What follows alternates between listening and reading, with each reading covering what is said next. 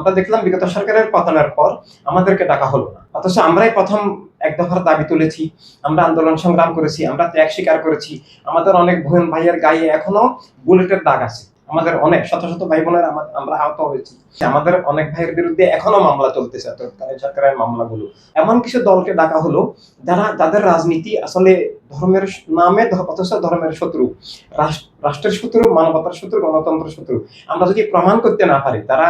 মানবতার শত্রু, রাষ্ট্রের শত্রু, গণতন্ত্রের শত্রু, তারা জীবন, রাষ্ট্রকে, গণতন্ত্রকে স্বীকার করে না, তাহলে আমরা আমাদের ইনসানিয়াত বিপ্লব বিলুপ্ত করে তাদের দলে আমরা যোগ দিব, আমরা চ্যালেঞ্জ করতেছি। এই দলগুলো যেগুলোর অনেকের নিবন্ধন, যেগুলোর অনেকটা নিষিদ্ধ দল,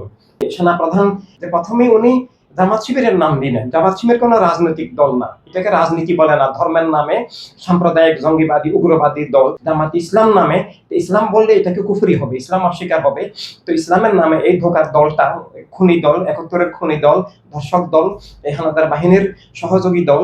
এই 5ই আগস্টে পুলিশ হত্যাকারী দল, এদেরকে নিয়ে সেনাপ্রধান এই দলের নাম প্রথম উল্লেখ করলেন। এই সাথে সাথে আমাদের মনে হলো সেনা বাহিনীর ব্যানের জন্য আমাদের বুকে ঢুকে গেছে, আমাদের কলেজায় ঢুকে গেছে যে মৌদুদিবাদ, ওহাবিবাদ এরা যদি ইসলাম নামে সাব্যস্ত হয়, আসল ইসলাম আমাদের প্রেরণা দেওয়া শান্তিময়, প্রেমময়, সব মানুষের অধিকার ভিত্তিক, ভাই বোন সবার সমান মানবিক অধিকার ভিত্তিক, মুসলিম ও মুসলিম সবার সমান নিরাপত্তা অধিকার স্বাধীনতা ভিত্তিক, যে আমাদের প্রেরণা ইনসানিয়াতের যে ইসলাম দান করেছেন সেটাকে হত্যা করা, কবর দেওয়া, সেটাকে জবাই করা, সেটার পরিবর্তে বিপরীতে আইএমএ জাহিলিয়াতের আইএস জঙ্গিবাদী খুনি সন্ত্রাসী টেরোরিজমের ইসলাম, ওহাবিবাদ, এই মৌদুদিবাদ বাংলাদেশে যেটা কাজ করছে